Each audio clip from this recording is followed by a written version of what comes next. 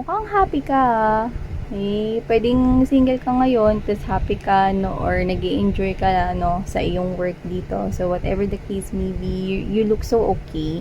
You look alright, and you have abundance in you. Pwedeng may mga nangyayari pagbabago dito sa money mo, no, na nag-grow ito, at maaring nakikita ko dito, pwedeng may bago kang bagay na binili for yourself. Yan, no.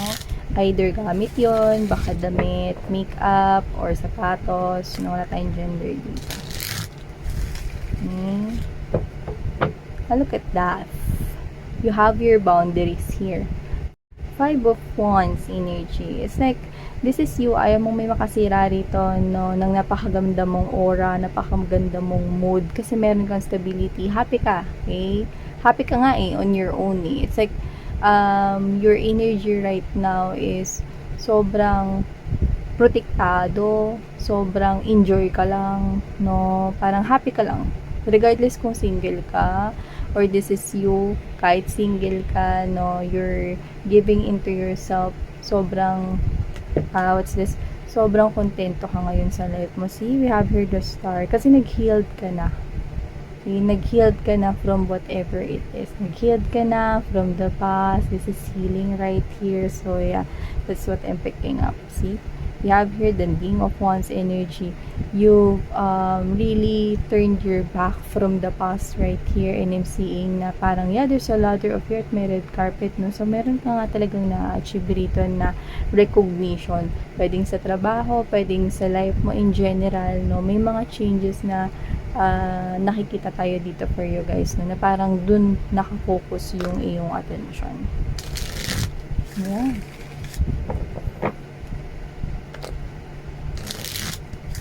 But I'm hearing gambala. Espiritu ba ito?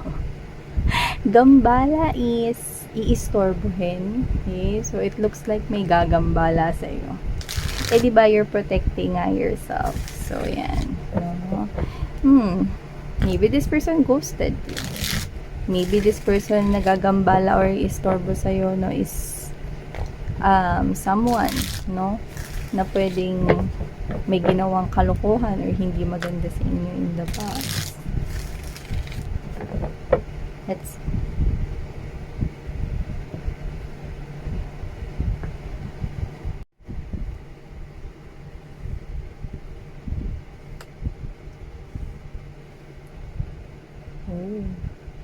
merong labis-labis at sobra-sobra ang pag-iisip sa inyo. At tingnan mo naman yan, no? So, pwedeng kasal kayong dalawa or sinayang niya. Pwedeng kasal kayo or hindi kayo kasal. Pwede rin naman na divorce kayo or nag-separate, no? Or pwedeng ikakasal na kayo or whatever na person na nakikita mo. No? Hindi ito si Danan. Ayan nga, babes, no? Pero nagmukha siya dyang Danan, oh. Kasi, oh. So, kung sino man itong tao na to, no, posible rin kasing ginost kayo nito. Yan, no. Ang pinagsisisihan niya na yan, no. Panay-isip niya sa inyo, labis-labis, sobra-sobra na pag-iisip niya sa inyo rito. Pero alam niya, no, na kung wala siyang gagawin at puro pag-iisip lang yung gagawin niya rito is walang mangyayari. So, yan, mga babes, no. Yan, wait lang. Ayusin lang natin yung camera.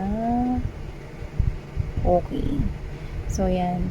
So, whatever the case may be, nakikita ko rito na itong tao na to is nilalabanan niya, no, kahit na medyo alam niya, no, na parang suntok sa bantong gagawin niya, no, hindi pwedeng manatili lang siya rito kakaisip, no, kaka-imagine, no, natatanggapin niyo siya, nababalik kayo sa buhay niya, no, ano yung magic, parang parang nare-realize niya, no, na hindi ito magic, kailangan niya kumilos, no.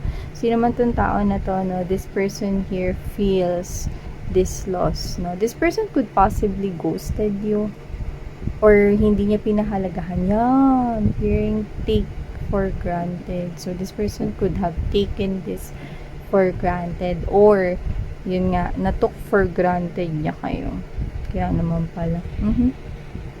So, whatever the case may be, let's keep moving. Someone here, no, feels like nasayang niya itong oportunidad na to or itong commitment na to sa inyo. Yan. Relationship and commitment is different. Okay? When we say commitment, it's something serious. Yan, no? Ngayon, yun na yung binabanggit to see. We have here the Two of Cups in reverse. kasi tinok for granted niya tong relationship ninyo, no? Tapos ngayon gusto niya yan. So, wala siyang magawa about that. Ayun. So, nagloko siya rito or parang dinugas niya kayo at pwedeng nagnakaw pa siya rito no, ng something special from you guys. Yung iba, pwedeng literal na ninakawan kayo no, ng bahay at saka baka tinanga yung termos. Yung thermos nyo, no? So, whatever the case may be, kasi naman siya, no, nagtangay pa siya rito ng mga bagay, no, na hindi naman siguro siya yung bumili nung lumaya siya. Sinama niya rin, no, yung refrigerator at kung ano-ano pa, no? Baka binuhat niya rin pati yung mga cabinet, no? At yung inyong smart TV, no? Na mas malaki pa sa bintana ng kapitbahay ninyo. So, whatever the case may be, ayun nga mga mahal, no? This person here, alam niya sa sarili niya, malinaw, no? Malinaw, no? Na siya rin mismo talaga yung gumawa ng sarili niyang multo rito, no? Kaya nagmukha siyang danan. Pero di na pa yung danan to. Ako hindi pa, huwag kayong spoiler alert. Yan mga babes, no? Sino naman to? Nanakot.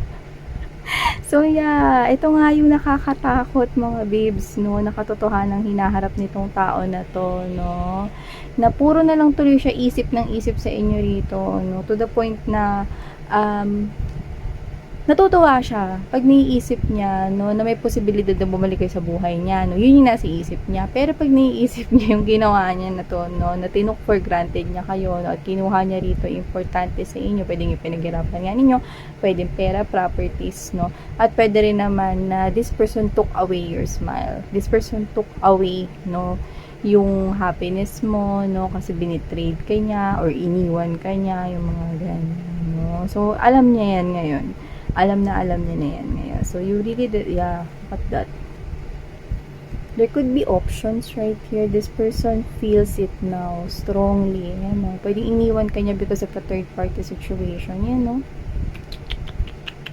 But this person is now feeling this pain. Ayan, no? Yung blood stains doon, no? Sa mga swords ay fresh na fresh. Or ibig sabihin mga babes, no, nararamdaman itong person na to, ito ngayon panghihinayang sa yung napakalaking kakaisip dito, no, labis-labis ang kanyang pag-iisip. Actually, iniisip niya, no, parang nag-iisip siya rito ng plano, strategy, no, yung ano, yung talagang magkakaroon ng positibong resulta. Yun yung iniisip niya na plano, eh. Yung talagang mapapansin niyo siya, yung talagang makukuha niyo yung atensyon ninyo, yung ganun. So, tingnan pa natin. I'm hearing narcissist.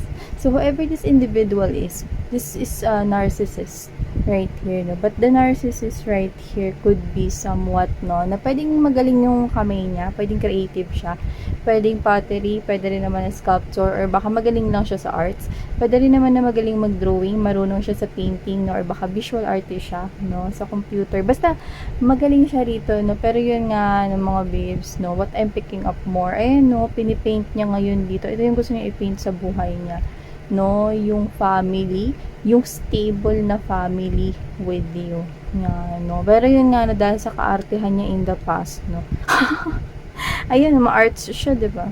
And dahil sa kaartehan niya sa past, yan, nawala tuloy yung lahat sa kanya ngayon. Okay? So, let's keep moving. We have here the boy bangungot and the neneng bangungot. Yan. Hindi siya makatulog na maayos dito kasi nga iniisip ka niya. Alam mo, ang daming indikasyon dito, no, na itong tao na to, no, is pwedeng meron na siya, mga babes, no, ng level ng depression rito at stress. Kasi I think ito ay hindi lang ngayon, no, mga babes, no, for this reading, if this is your person here, lumalala yung pag-iisip niya sa inyo rito. So, nasa stress siya rito, nag-overthink siya rito sa mga bagay, kasi once na hindi mo makuha yung mga bagay at hindi mo yung makamit, if you tend to overthink and overthink about that, okay, nagkakaroon dito ng parang mental block, no, na parang may nabubuo rito sa mind mo, no, na parang imposible to, hindi ko to makukuha, no, paano ko makukuha tong bagay to, gusto ko to, hindi akong bubuhay na pag wala ito, mga ganun naiisip niya. So whatever the case may be, it could lead to something here na pwedeng magkaroon siya rito ng mental problem or mas mahirap rito na mas deeper level ng depression or anxiety.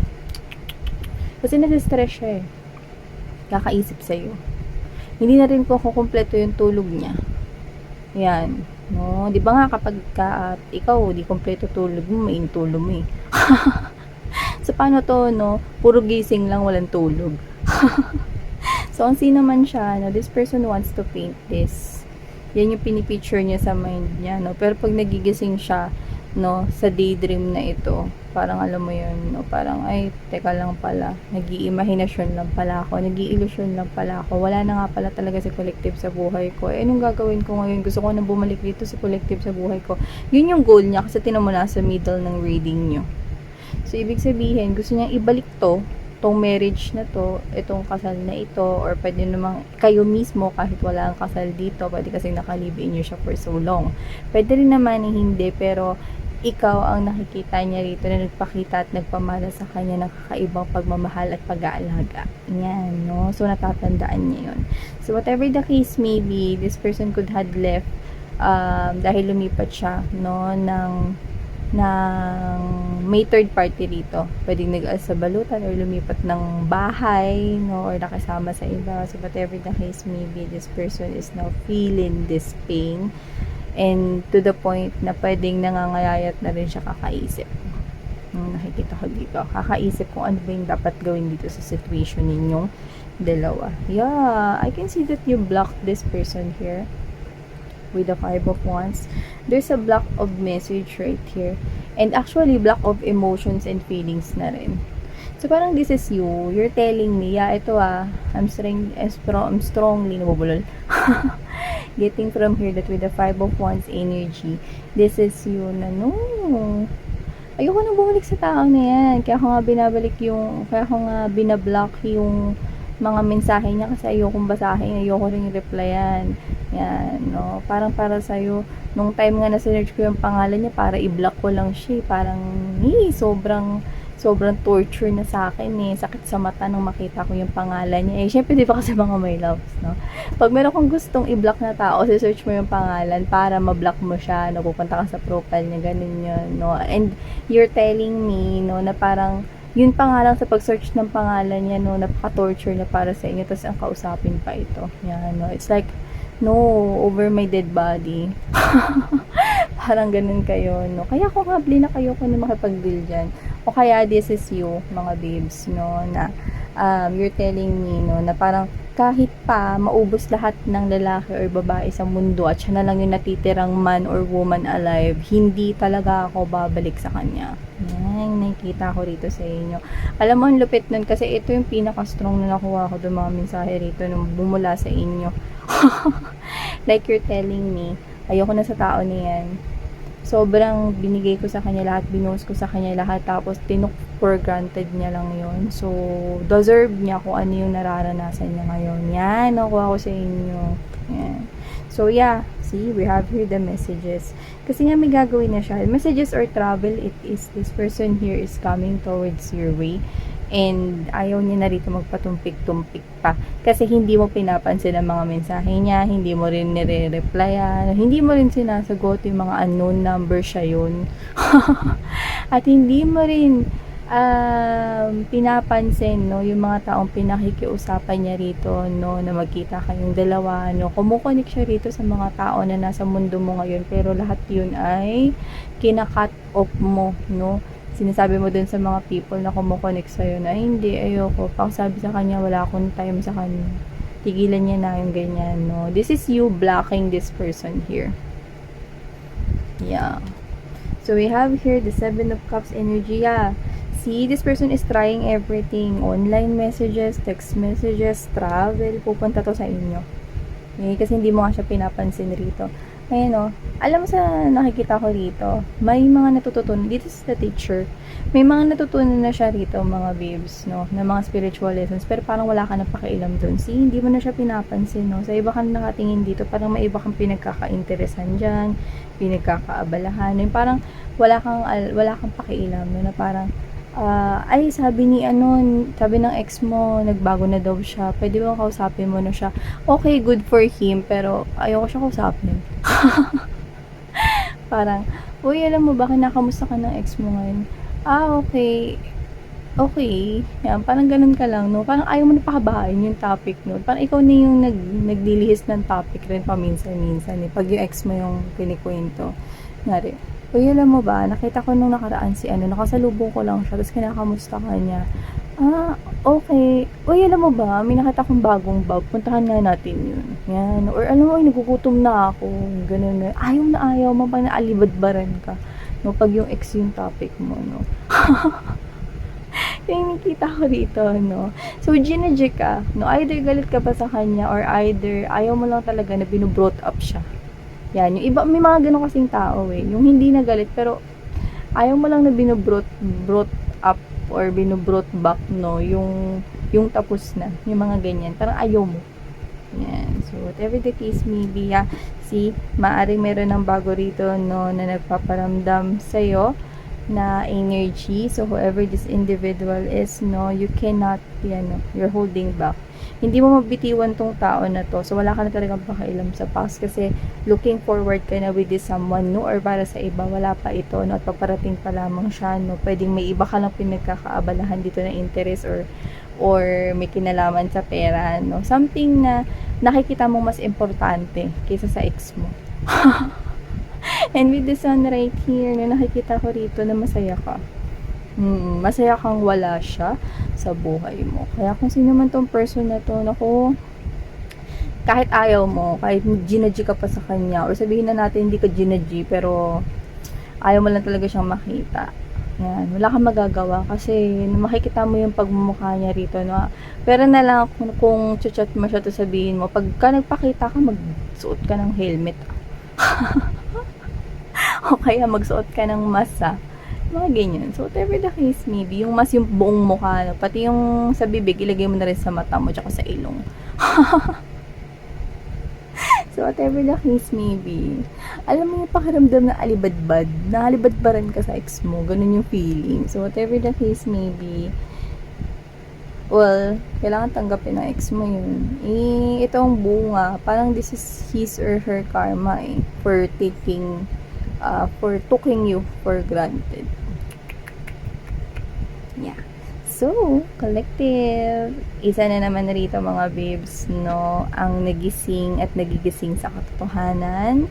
Yan, no. Pero yun nga lang, ano ba naman yun, no? Parang para sa inyo, ba't pa siya nagising sa katotohanan dito? Eh, wala na rin naman kayong magagawa about that. Yan, no. Well, it's all about spiritual lessons. Kailangan niyo talagang matutunan yun, but in a hard way. Yan. Yung sa inyo, I think ganun rin naman yung naranasan ninyo because you've almost kneeled down here. You've been there, actually. So, thank you so much, collective. Sarang Love and Life. Anya.